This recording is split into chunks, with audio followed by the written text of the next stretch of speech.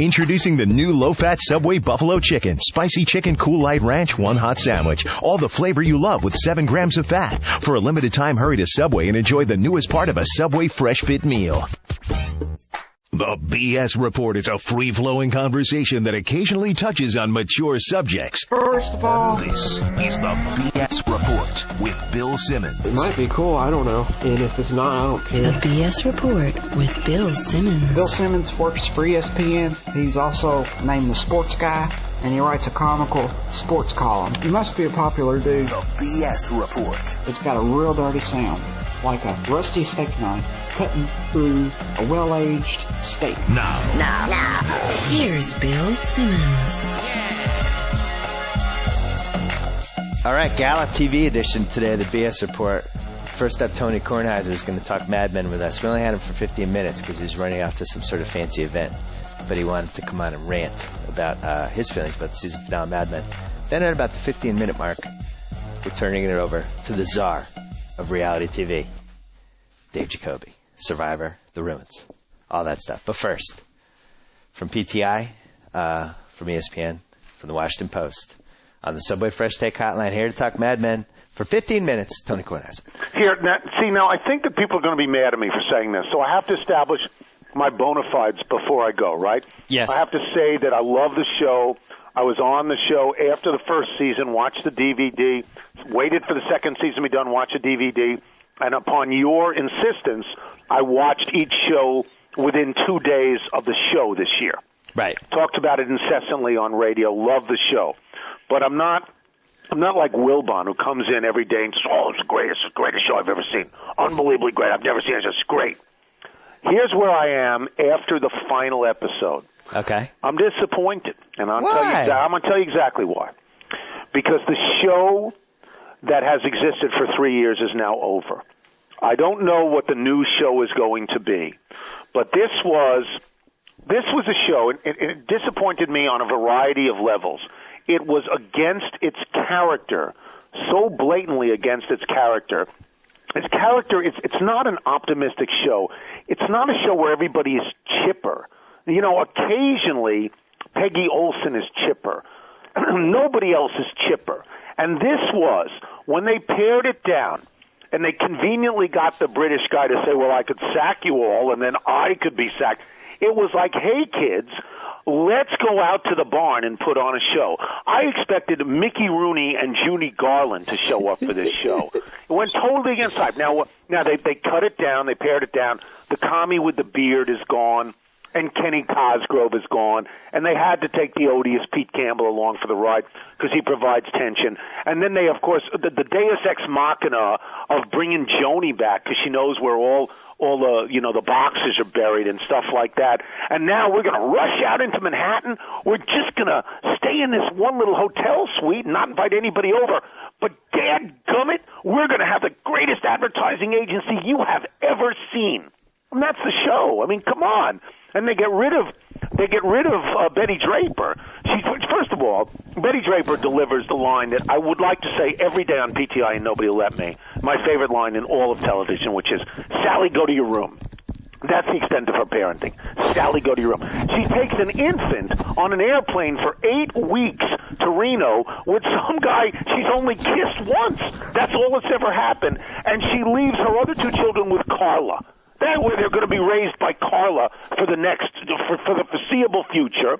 So now there's not even any tension. There's not even any notion of guilt when Don goes out, and whoever he's boinking, there's no guilt to it anymore. And half the fun was the guilt to see, is he going to make a connection with his family that's real, or does he have no connection? It's obvious his family is work. That's all it is. He delivered the best line in the show. It's a line, Bill, that everybody who's ever gotten a weekly paycheck or monthly paycheck wants to hear from a boss, and it goes like this: I'll spend the rest of my life trying to hire you. That is a great line. And I'm not saying it's going to be a bad show from now on, but it's going to be a different show from now on. I don't know how good it's going to be, but Mad Men that we loved, that's gone. That's gone. And I totally I don't disagree. know what's next. Do you disagree with any of this? I disagree with all of it. Fabulous. I disagree with all of it. First of all, the whole show was about, like, upheaval And Don's world kind of, he'd positioned himself as this guy who could get out of his contract at any time. He had two identities. All of a sudden, he's tied down. He's got to sign the contract. He needs Conrad Hilton. He's got to make his family work. He's always trying to do is get back to being philandering, hotshot Don Draper guy. Well, now he can do it whenever he wants. And then, in the background, he'll be at the Pierre, as we like to say. Well, Roger Sterling, his daughter's getting married. That goes horribly. The Kennedy assassination. Right. Everybody's life is going not the way they want. Even Don Draper's wife wants to have the affair. She can't pull it off. Peggy Olson, she wants to keep rising up. So it's all like upheaval, and nobody can have anything they want. And then finally, in the last episode, it all happens. They all find this one common theme that brings them back together. And I also thought... Yeah, the common theme is, hey, kids, let's go out to the barn and put on a play. No, but listen... Did you not think it was just so convenient? But I think it was the strategy of the whole season, because when was the last time you saw all those characters together? Well, yeah, that's what I liked. Well, I like having the characters. I'm sorry the commie didn't make the cut. I'm sorry Kenny didn't make the cut. I'm sorry, I understand it. What about Sal, the closeted gay guy? Well, Sal, the last time we saw him, he seemed to be going into Central Park. Yeah, that was not going to work out well for Sal, was it? Well, and we learned a lesson that if Lee Garner Jr. makes a pass at you, you've got to just take care of business. Absolutely. No, I liked it though, and I liked the fact that I didn't say I didn't like it. I said that the Mad Men of 3 seasons that I loved. Now we're in what we like to call either rebuilding or transition. Yeah, but what is a greater cliffhanger than us not knowing? We don't know if the show's coming back in 1965, 1966. Well, we're going to know on the first shot if somebody's got sideburns. It's coming back a little later than we thought. I mean, you got to anticipate that whatever happens next, the Beatles are involved, and a sort of fresh wave of optimism and social change comes about. This to me is the end of the Mad Men era. Now, from now on, they're going to have to struggle to accommodate the new world that apparently only Don and Peggy have seen coming. But don't you think that's why they had the Kennedy assassination show, the show before the final show? Yes. That was the final break to that Mad Men era, and now we're in a new era, new firm, new everything. Well, that's all I'm saying. I'm saying the show that we loved is gone. And the next one may be great, and it may not. I mean, I don't know. I just don't know. I don't know that I want to see Don Draper in 1968 with sideburns and bell bottoms and a leisure suit. I don't know that I want to see it. But that's the great thing about the show is that we're headed that way. It's the 60s. You know how the 60s play out. It has to play out this way. Yeah, I lived them. It has to play out this way. So I don't know. I think that I'm the only person in America who loves the show who has this contrarian point of view on this one, on the way the episode wrapped up. Yeah, I'm surprised. Everybody I've talked to has loved the way that it wrapped up and that it was, this season of just dancing around and trying to, well, what does this mean? Where is this going to go? And it all wrapped up. Here's my other great fear, that the most beautiful woman on the face of the earth, the teacher, is not going to be back. And I want her to be back because she's got a potential to boil bunnies. I mean, that's right out there. I liked when she was in the car. Oh. You didn't know, you knew, and Don Draper forgot she was in the car, and she's just steaming in the car. In the car for hours and hours. Didn't know where that was going. Yeah. Wait, I heard you had a good take on the whole Kennedy assassination episode. I don't even remember what I said. So, I mean, it was just the notion that, that when that happened, what I particularly liked because of the age that I am, look, there are every generation, Paul Simon said every generation, throws a hero up the pop charts. Depending on how old you are in America, there is that touchstone moment. Yeah. There is the bottom of the totem pole that is the most important piece for everybody. For some people, and they are a dying generation now, it is, the Pearl Harbor attack. Right. And for people younger than I, maybe it's the Challenger. For many people, maybe it's 9/11. But for people of my age, it is the Kennedy assassination. Nothing was ever the same. I don't know that Don Henley, End of the Innocence, is about the Kennedy assassination, but it certainly could have been. For me to see that portrayed in the way that it was, with the actual clips, nobody playing the actors. The actual clips, I think of Frank McGee and Chet Huntley and David Brinkley and Walter Cronkite, and to see that was incredibly riveting television. Yeah. There were two moments in the assassination show that, for me, were the most touching and beautiful grace notes of the entire 3 seasons so far, and you can tell me if you agree with them. One of them is when Carla comes in, and, of course, Sally hasn't been sent to her room yet with her younger brother, and Betty Draper is smoking cigarettes. Yeah. And Carla sees everything that's going on, takes off her coat, sits down on the plaid chair right next to Betty Draper in her chair, and lights up a cigarette. And that is the moment that says the world has changed. Right. And it has changed forever, and we are going to see things now that we imagined and we dreamed, but we did not think would come into play. The second, and it was the one that made the hair, what's left of my hair on the back of my neck, stand up, was when the two people who are married most to their work and married most to the notion of what America could be, and they have a large part in it, are, of course, Don Draper and Peggy Olson. And when Peggy shows the storyboards and you see the two couples, this is for Aquanet, and you see the two couples in the open convertible, and you immediately understand that ad can never run. Yep. Never, no matter what, because that's the convertible, obviously, that John Kennedy and Jackie were in, and it was such a chilling moment to me. It has been written many, many times, and written accurately, I think, that the silence in the shows often speaks much louder than the words in the shows. And that, for me, that was a spectacular episode of the sort of roiling emotions that happened at the time. A more successful episode for me than the finale, but maybe it's just because at my age, all you have to do is show me, even November 22nd or 23rd, or that whole weekend, and I'm brought to my knees. I think the reason that you didn't like the final show is because it was for selfish reasons on your part. Because you were sad that era of the show that you liked is gone. It had nothing to do with the fact that it was a good show or not. Yeah, but now we're coming into the prime time of my life, the mid to late 60s. Now, when you had hair. When I said I knew what to do with it. Absolutely. You were parting it. You were combing it backwards. I could just let it frizz out. I could look like Art Garfunkel or that guy on Room 222. I could do all of that. Anyway. Well, I'm glad you started watching again. Love it. That you caught up, because I feel like I was trying to bully you in the last time you came on, and I couldn't accept the whole DVD thing. And now, see, you watching it once a week. You got in the rhythm of it, right? The things that I make room for in my life are Mad Men, and I've bailed on Glee, and I've bailed on Modern Family. Mad Men and the 30 for 30.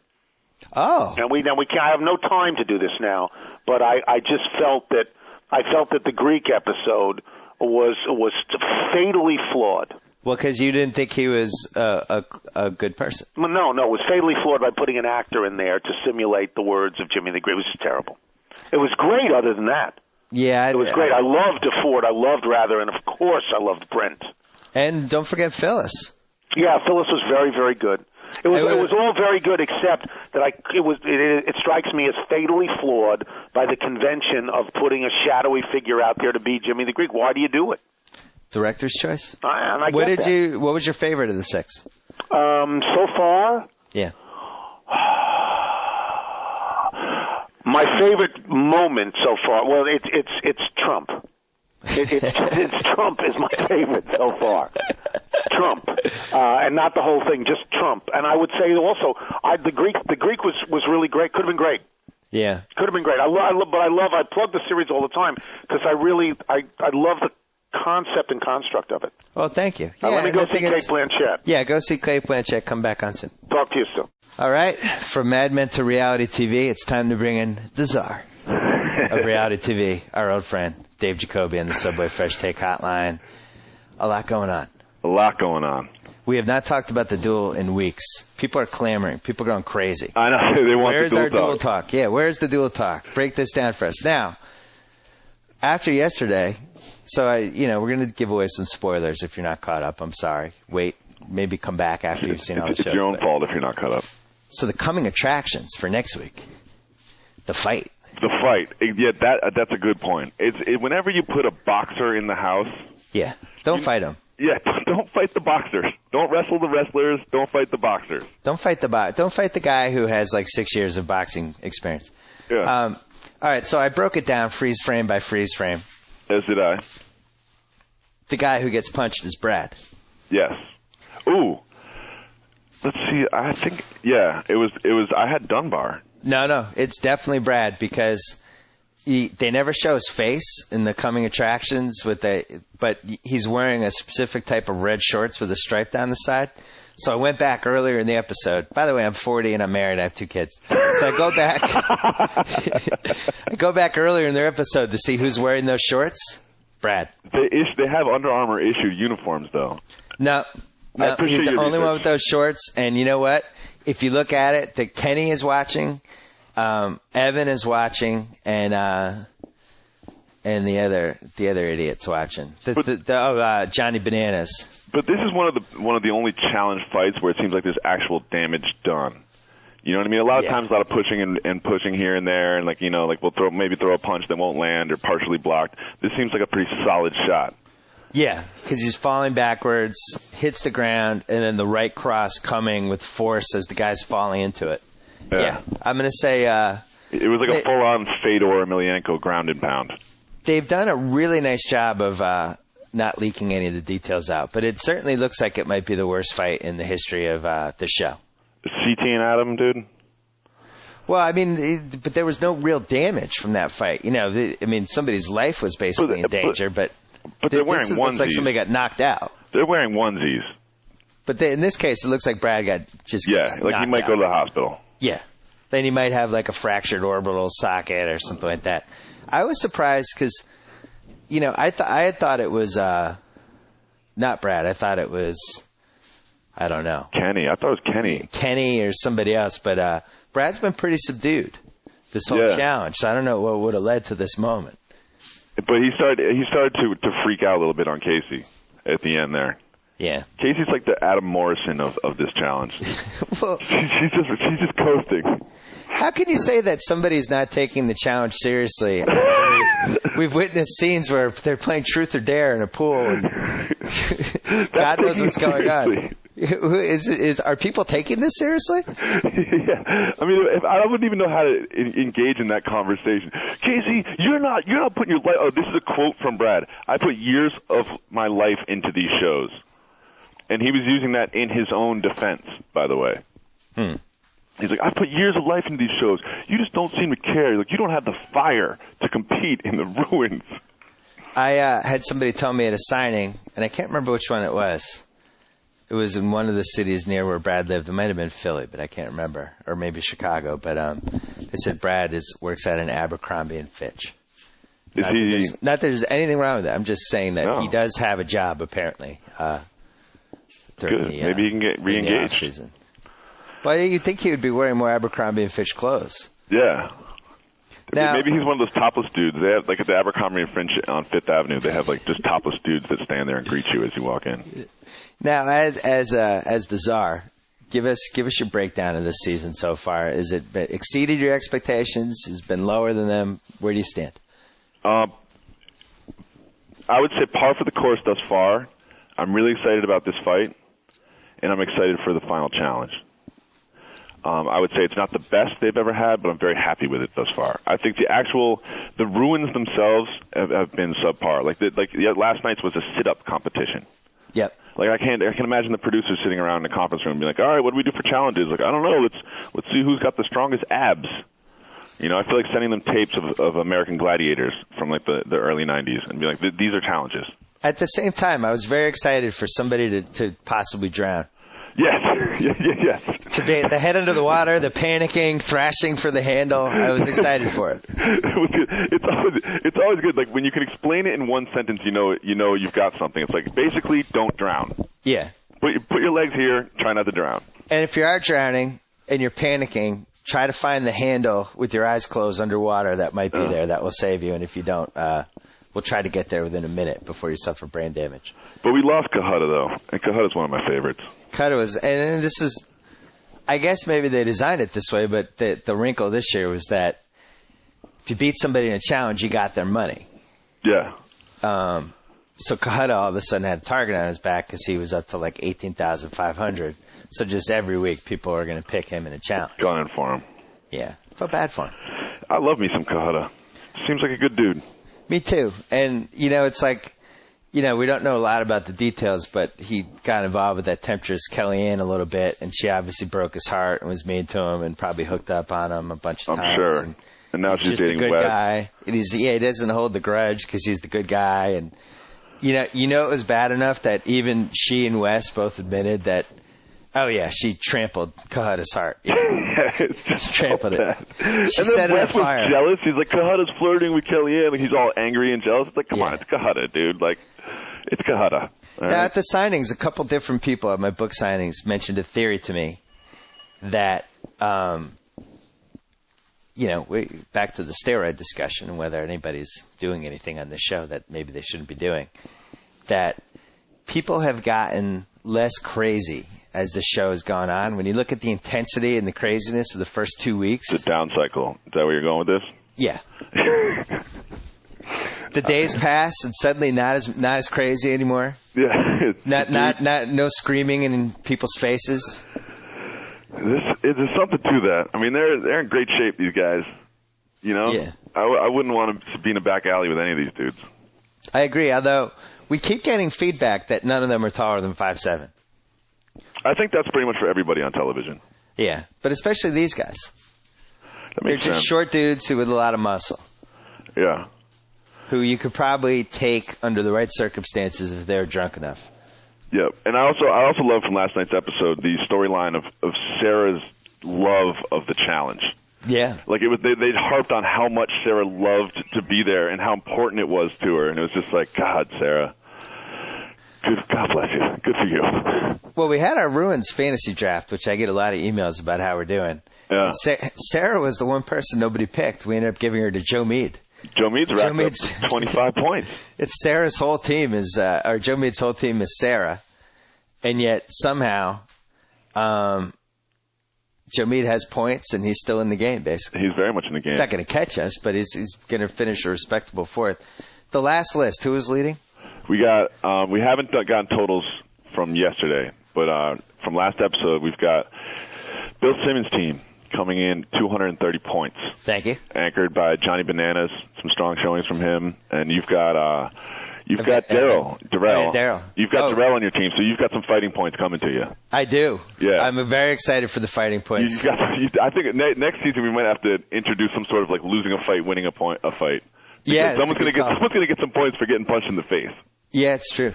And we've got Team Jacoby coming in at 280. Ooh.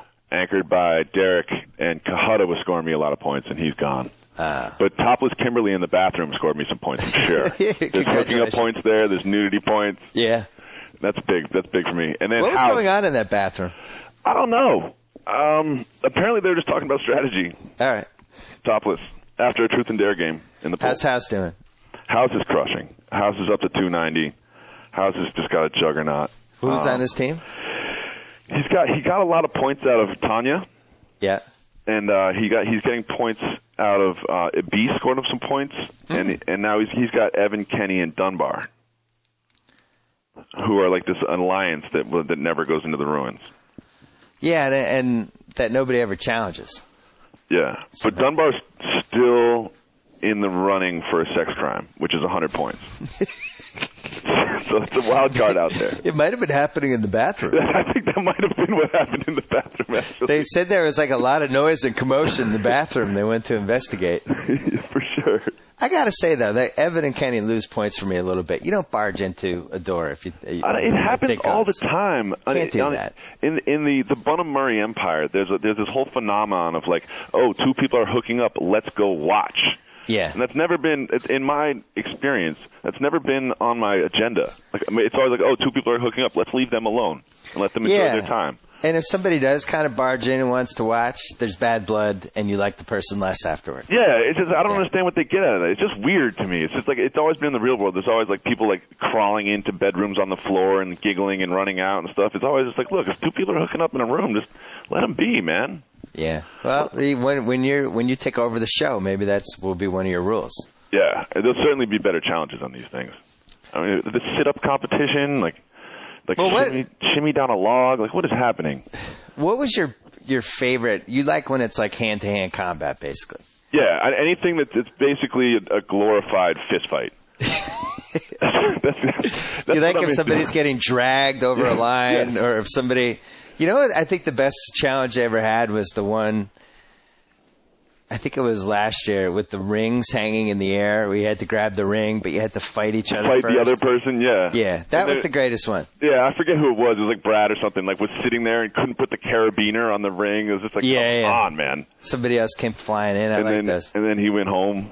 I also like anytime puzzles are involved because if you have a group of relatively dumb people, it's good to see them try to solve puzzles. I enjoy it. Yes. Yes, and more puzzles. Like, and if it ain't broke, don't fix it. Where'd the spelling bee go? So your ultimate goal would be two people beating the hell out of each other with paddles and then solving a puzzle. Yeah, like so. Remember like the old joust on American Gladiators where they stood up there on pedestals and beat each other with those padded things. That's sort of where I'm headed with this. Like the just American Gladiators sort of set the standard for challenges. They're physical, they're violent, but not so violent that someone might die. Yeah.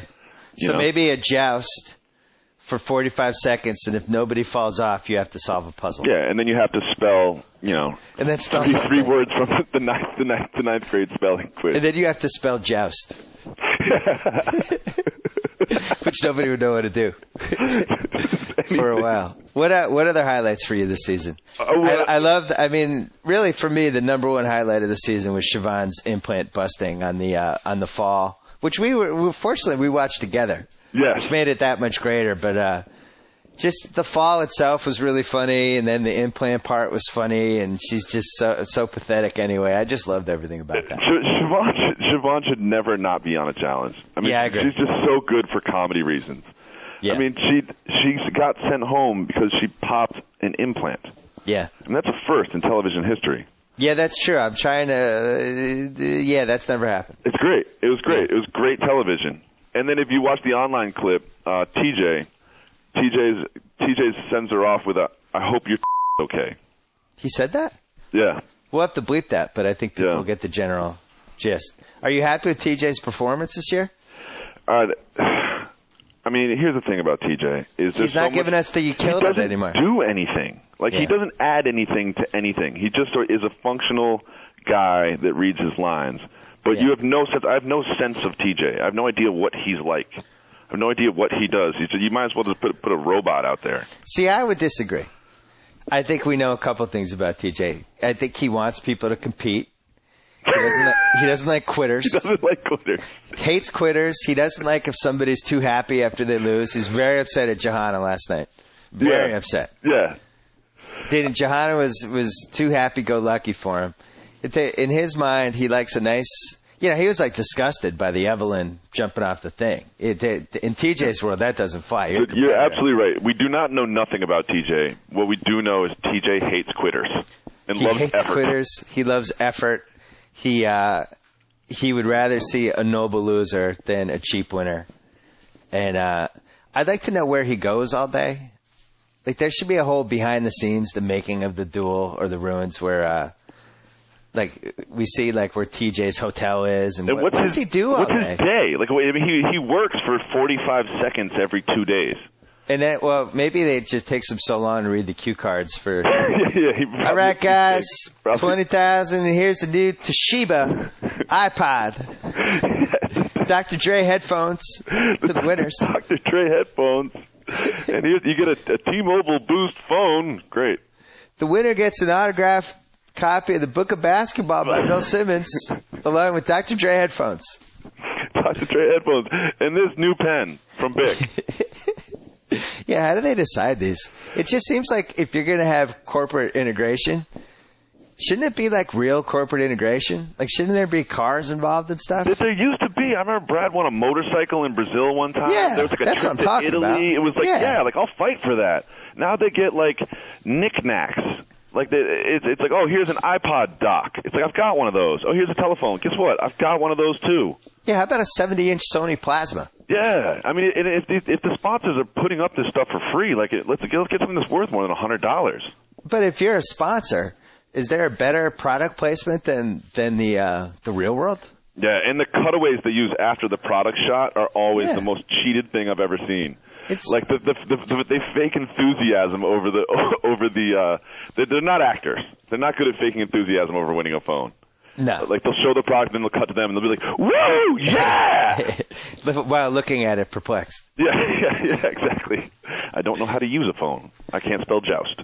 I forgot to. I think I forwarded it. The director emailed me and I forgot to email him back. We're gonna have to do a 3-man with him. Yeah, I don't. And try to figure out exactly. Try to figure out exactly what's going on with the show, and most important, why no disgruntled editor has ever leaked all the banned footage. I would buy that DVD in a heartbeat. How much would you pay? $150 would be my limit. 151, no. 150, yes. If I told you that they had the last 5 years of raw footage, including like shots of CT and Siobhan going out on the roof, you wouldn't go up to 500 for that? No. 300? 150. I call you and I say, you're not going to believe this. I was just shown a 2-hour DVD of all the unedited footage, and it is the craziest, most unbelievable thing I've ever seen. And the editor says he'll send you a copy for $500. You would say no. I would call a couple friends and we'd pool the money together. What if I said you can't pool the money together? 300. 300. If you're listening out there, I've got $300 with your name on it. PayPal. Send it right over. I mean, we've talked about these themes before, and I'm not ashamed of repeating content in podcasts. No. The two biggest travesties of the whole Duel ruins, all these shows, the whole era. One, that we haven't had the disgruntled editor yet, and two, that these people who really humiliate themselves for not a lot of money, that none of them have just gotten together and said, let's make a sex tape. It can't be hard. Like Joe Dunbar, Francis is out there. You can find Joe Francis. True. What did Dunbar say? What did Dunbar say yesterday about? He's talking about God, and he's like, for $18,000, I'd kill my mother. Or he said something like of that caliber. Yeah. And it made it seem like this guy literally would do anything for $18,000. So it's like, hey, Dunbar, you know what? Take Kimberly into a hotel room and turn the camera on. Yeah, it's not hard. There's your $18,000. Easy. Just get Joe Francis involved. Where is Joe Francis? How is he missing out on this? Come on, Joe Francis. Yeah, he's out of jail. He's beating girls up in clubs. I don't know what he's doing.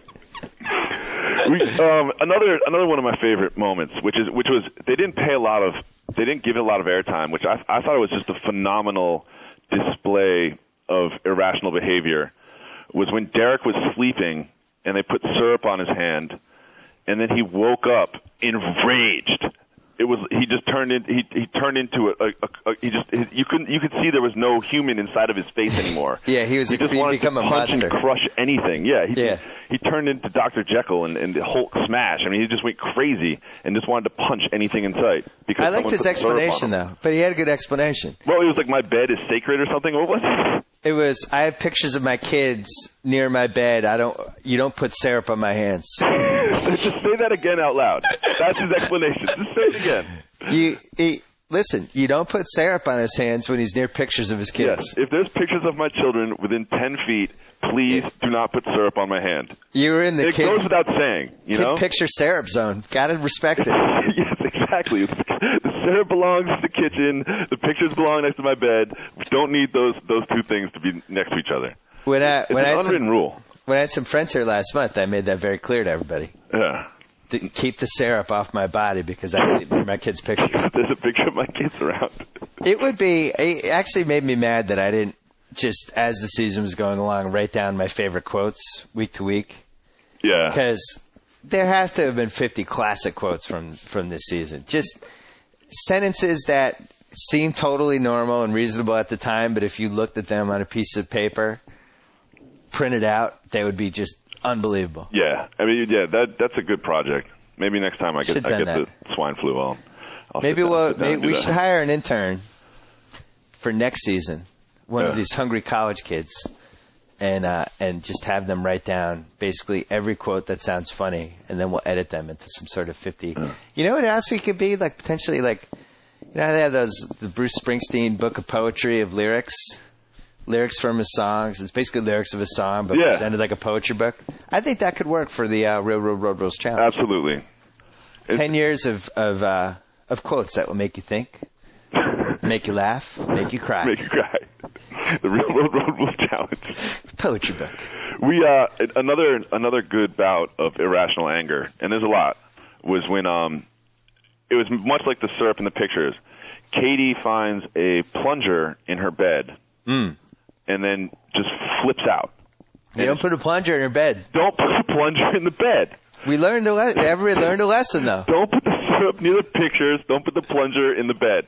What would happen if they put syrup on the plunger? It'd be over. If Derek and Katie were in the same bed and somebody put a plunger covered in syrup in the bed, I think that would have led to World War III, like the actual World War III. Where the countries bombing each other and just a massive apocalypse. Exactly. And we haven't even talked about Tanya yet. No, it's sad. And that's why I changed my tone. It's somber. You went somber, Gus Johnson. It is. Really, the whole season for her was a cry for help. Oh, Tanya Cooley. Yeah. God. I don't think she comes back. I don't think she's alive in a year. That's sad. I think Didn't you draft her? The Cows did. Oh. Oh, I drafted her in our celebrities under 50 who aren't going to make it to 50 draft. Yeah. Yeah. I drafted her pretty high, too. I went after her. And that was before your wrestling. You went on the wrestling run. I went on a run of wrestlers. Well, I was just playing the odds. Yeah. But Fern Troyer is going to win that for me, no question. Tanya is really this generation's Marilyn Monroe in every respect. I don't agree. She reflects the culture. We have a reality culture now. She's one of the signature babes of the reality culture, and it's all gone to hell. Yes, it has. And she is like 30 going on 58, and she's deranged. And she's also having an affair with the president. If she sings happy birthday to Barack Obama, then that theory is going to just totally be nailed. I feel bad for her. My favorite Tanya moment was when they were on a boat. I'm on a boat. And they cut to Tanya. I think this is before or after she tried to climb the mast drunk. And they have her making out with a local that they met. And it was a groundbreaking moment because I really want to see them fraternize with the Thai locals. Like, over under, how many dudes do you think have made out with a transvestite on the run of this show? They wouldn't show that, though. I'm going 3 or 4 at least. Yeah. It's tough. Well, speaking of that, not to segue away from this, but you did get a hold of the roster for Fresh Meat 2, which will be the next challenge. Yes. And the transsexual is on the roster, Caitlin. Yes, she is. And she is a woman. I believe in that. She is on. Yeah, I'll give her the woman, but she is on the roster. They had to wait until it was a partner. I guess it's a male-female, so she'll be the female and she'll be partnered with the male. Yeah. It's really the biggest transgender sports controversy we've had since the South African sprinter, Caster Semenya, her name was. Renee Richards and now Caitlin, who gets to partner with a male. I don't know. If I was a female, someone's maybe protest something. this. Yeah, you might protest this. It's going to be good. It's going to, and I feel bad for her because she should be allowed to compete. But on the other hand, genetically might have a couple advantages. Absolutely. And one thing I really enjoy about this upcoming season is just the concept of fresh meat, because I feel like the producers have figured out the type of personality that works best. Yep. There's only like 6 personalities, but especially for the women, you have like the whiny, low self-esteem, but kind of hot Casey. Yeah. Right? Then you have the rough and tumble, straight at one time, but now maybe dabbling on the other side, female. Which pretty much everybody. Well, yeah, the Rachel and the Anissa Rachel, the type. Katies. Yeah. Very tough. Then you have like the feminine, having a good time competitor like Johanna. And Kimberly, yeah. Yeah. And those are really the 3 categories for the females. The males, you have like basically the roid rage male, then you have like the sensitive male, and then you have like the good guy just wants to enjoy himself male. Yeah, the ace, the Kahutta. Yeah, Isaac.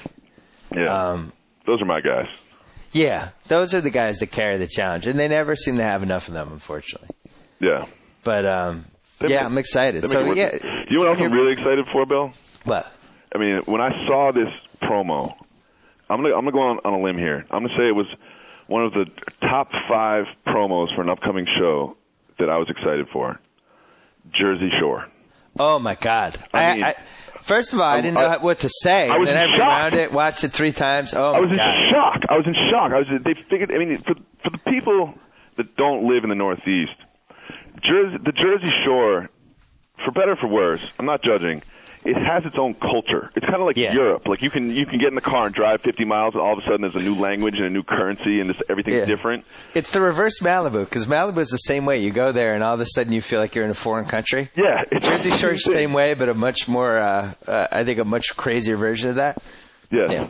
And they own it, though. They know it, and they own it. It's awesome. I'm so excited for it. Here's the thing. They did the True Life Jersey Shore episode like 1,000,000 years ago. And they keep re-airing it to this day. And it was an iconic episode. We've all watched it 4 or 5 times. Or 17. And for it to take this long to have the actual Jersey Shore reality series is indefensible.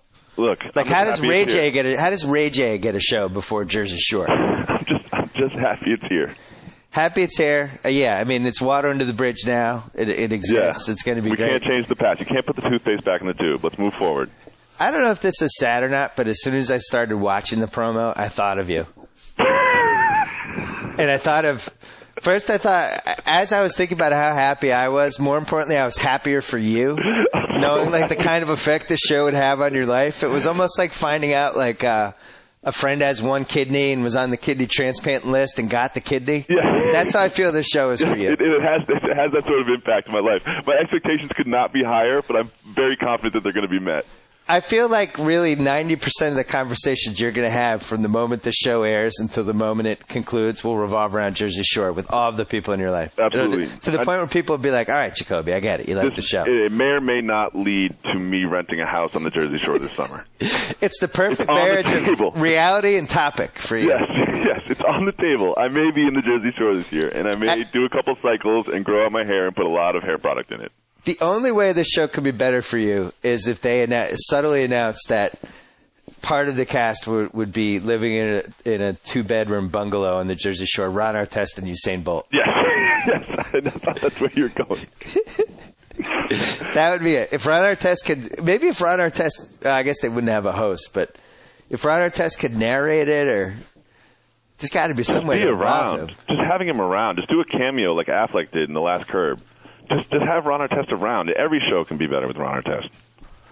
Another show I have to say this is a very small show that the ratings are probably 15 people watch this show. I didn't know I was pregnant.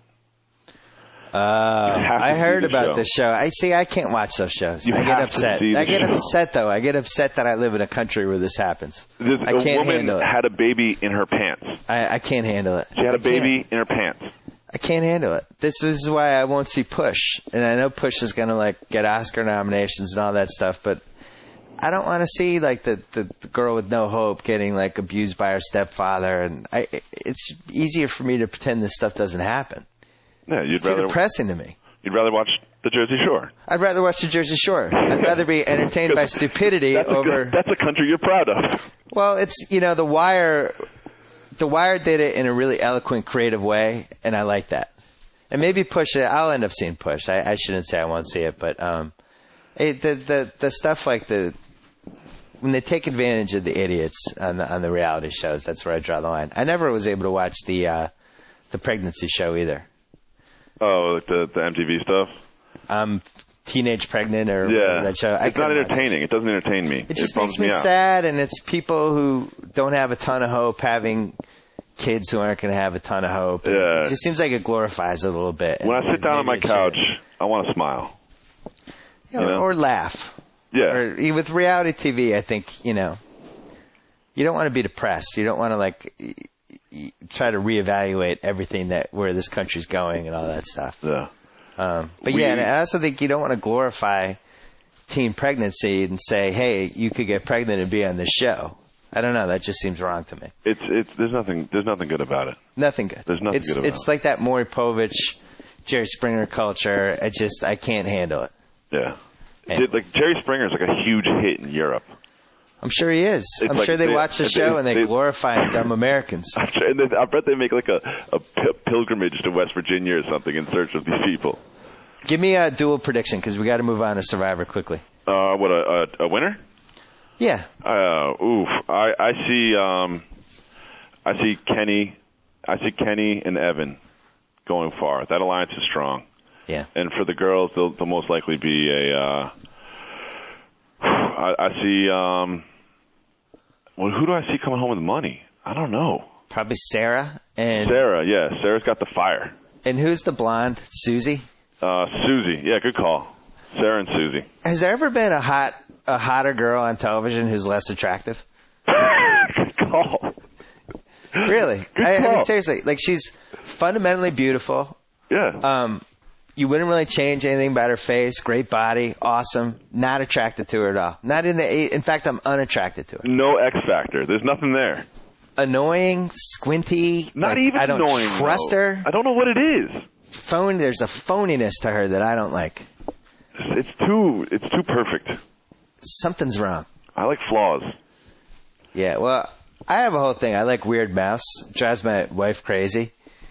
Because it'd be like I'll say like that I think Johanna's cute, and my wife will say, well, that's because she has a weird mouth. Like, it makes her upset. Yeah. And I'm like, but you have a weird mouth. She's like, yeah, but still. I like mouths with stuff going on, like a big upper lip, or it's crooked, or that's what always gets me. That's weird. What do you think about that? Yeah. Strange. Did I just share too much information? No. I mean, I got my lady. Like Gina Gershon, I've always enjoyed. Oh, everybody does. She's a winner. She's got a weird mouth. It's a good weird mouth. I like weird voice. That's my thing. Weird voice is a good thing, too. If you got a weird mouth, a weird voice, I'm hooked. Yeah. My lady once got extremely angry at me, like legitimately pissed. Yeah. Because I mentioned that I found Adrena from the Hills attractive. Oh, and this is a direct quote. If you find her attractive and you find me attractive, then we have problems. I thought you were going to say, then I don't want to live in this world. Yeah. I mean, that's pretty much it. That's pretty much it. Like, we were in jeopardy because I mentioned that I found her attractive. Let's move on to Survivor. It's a tough one. Hey, wait a second. One thought on the Hills. I'm out. I can't watch anymore. I can't. I mean, it really upsets me. I used to not really watch, but I'd be in the room with my wife as she watched, and I'd be doing emails and kind of enjoying her little catty comments. Yeah. But the whole, even like as I'm not really watching and just overhearing the whole Spencer Heidi pretending that they're fighting about whether they want to have a kid or not, it's just they've gone too far, too contrived. Yeah. I'm out. It reminds me of like eating like a huge McDonald's meal. It's like I kind of enjoyed it while it was happening.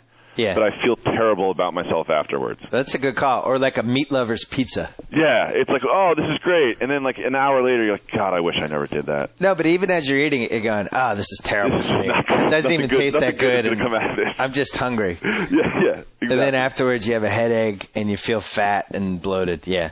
The Hills is awful. But the good thing is that the city is worse. I finally was able to get my wife to stop watching the city. I can't really watch this. It's just so scripted. It's so scripted. Why does that have to be scripted, though? That's the part I don't get. Why can't you just let it roll? Yeah, I'm sure you can, if you shoot them for 4 days, I'm sure you can cobble together 4 minutes of interesting content. I got to tell you something. I have a confession. Okay. I'm just going to come out with it. Oh, God, I'm terrified. Since I've already come out with the weird mouth thing. I kind of like Brody Jenner. I think he's a good dude. Like, I feel like I could be friends with him. I could go to a clip game with him and spend 2.5 hours with him and not have a bad time. You know what? I'll co-sign that. Okay, I'll co-sign that. Because, and here's what it's the odds are stacked against him. Yeah. Look at his father's family. Reality show. We all know the Kardashian story. Yep. And then recently on the last Hills, it was his mother was introduced as a character. Yeah. And she seemed to have... She was very Los Angeles, I'll say. Very Hollywoody. Very Hollywoody, and it's like, and like with that sort of a family situation going on, to emerge on the other side of it as seemingly balanced and regular dude-ish as he is, he takes a win. Well, and also like to be rich and to always have not having to work for anything, and I think he's a solid dude. My one issue with him is his friends, and the fact that really all their lives seem to revolve around is who has a birthday coming up. Yeah. Which I think I mentioned to you in private, but maybe not in the podcast. No. What do we? Frankie's got a birthday coming up. We're going to Cabo. No group of friends has ever been more excited for birthdays than the dudes from the hills. Yeah, that's a good point. If we were in New York, you'd be like, "Hey, Jacoby's birthday's tomorrow." I'm like, "Cool. Well, let's go have a beer have a couple beers." Yeah. Is he doing something with his girlfriend, or does he want to hang out? Yeah, like no big deal, But here it's like, "Hey, Frankie." Yeah, 6 weeks out, they're planning. Brody has a birthday, and they have 2 parties in the same day for him. Yeah, and it's not enough to have private plane. Yeah, it's not enough to have a giant cookout at his house with 300 people, literally like a wedding level style guest list. Yeah. But then it all moves over to Kristen's house, Malibu house, for another party. It's like, really having 2 parties because this kid turned 26? It's not like he turned 30. I'll tell you what, for a couple of guys that don't like the hills or watch it, we sure seem to know a lot about it, don't we? Well, I would watch a show. If they had a show with the same kind of Hills blueprint, but it was Brody, and he was just being a dude, dating people, and it wasn't scripted, I'd probably enjoy it. I couldn't watch his show, Bromance. I couldn't even. He'd be a solid bachelor. Yeah, good call. He would be. I'll buy stock in Brody. I'm down with Brody. I bought a lot of stock in Chris Brown 4 years ago, though. See, here's the thing. We rag on these reality people all the time, and at some point, you can't just say all of them are unredeemable. So I have to pick at least 2 people that I like, and those 2 people are going to be Brody, and obviously the Isaac Kahutta group from Isaac Kahutta Ace Trident. And I got one more for you. I'm going to throw it out there. I enjoyed Lo. Really? Yeah, I like her. Could not disagree more. I think she's cute. Wrong. I enjoy her. No, disagreeing's fine. I enjoy her. She's got that the hint of low self-esteem because her friends are all like basically starlets, so she's always going to be 3rd, 4th pick. Yeah. Those are the ones who are always going to have a little more energy. If you get my drift? Yeah, I do. She's just got no personality. I don't find her attractive. I find her pretentious and annoying, and she's always meddling. I bet it comes out after about 3 drinks. All right, Survivor, really quickly. Survivor's the Russell show. I mean, the guy comes on, and in the first episode says he was a firefighter during Katrina and lost his German Shepherd named Rocky. And these people are just buying it. Like, the Russell is just owning everything. And another thing about Survivor is, like, people are going down. Like that Mike dude got kicked off because he had low blood pressure. Yeah. And then Russell almost passed out and he had to go. Like, this is one of the first Survivors where you're like, this isn't fun. They're really surviving. Yeah, like in the rain. They're in the rain for like a week, and one dude is like hiding inside of a tree for 3 days. It's like, God, that looks terrible. Yeah, it doesn't look fun. That looks terrible. Probst could be a little more sensitive. You think so? I think he could. See, Probst adds. Like, I feel like Probst does a much better job than TJ. Oh, I love Probst. I'm just saying. Is part of the show. He adds. You know what? You can have the rewards challenge where you give him a roof. Yeah. The homemade roof that the crew built. How about that challenge? There was at one point, like the second episode or whatever, they asked the leader of the tribe, another Russell, they're like, would you like comfort or function? One of the worst choices that's ever been made. What are you doing? The show's called Survivor, man. Yeah. The show is called Survivor. You don't need pillows. Yeah. That guy should have been voted out for that one. Easily. Like, would you like a means of food and fire, or would you like a pillow and a blanket? Russell has dominated this season. To use a sports parallel, I guess you'd have to go for like, Shaq in 2000. Yeah. When he's just dominated the season. He averaged 30 points, 15 rebounds. Excuse me. Won the finals MVP, made the season his own, put himself on the map. He permeated every part of that season. Yeah. He's almost made a career for himself. This is the Russell season. Sometimes survivors don't end up having a season, having the signature. Yeah. Like there was, who was that girl who was trapped in the tribe by herself? Stephanie? I don't remember. They just kept losing. She was from Jersey. she was kind of cute. Didn't know, she was her tribe was going down each week, and she was fighting her butt off in the challenges. You remember Stephanie? Yeah. But like each year, there's either somebody that emerges, or it's just a forgettable season. This is now the Russell season. Yeah, and there was what about the elderly Asian gentleman that I love so much? He had a great name. Oh, that guy. Yeah, I know what you're talking about. How come I can't think of his name? It had like a guy at the end or something. You know why you can't think of this? Because this is the problem with reality TV: is you watch these shows, you throw yourself into them, and then you never think of them again. Yeah, ever. There's no retention. There's no context for them. It disappears into thin It's air. like an economics class from sophomore year. Like, I did know all this stuff. At one point, I knew all this, but it's just no longer inside of my brain. I noticed that when they had the giant real world, whatever reunion thing that was, where everybody came back. Oh, the pool party thing? That was great.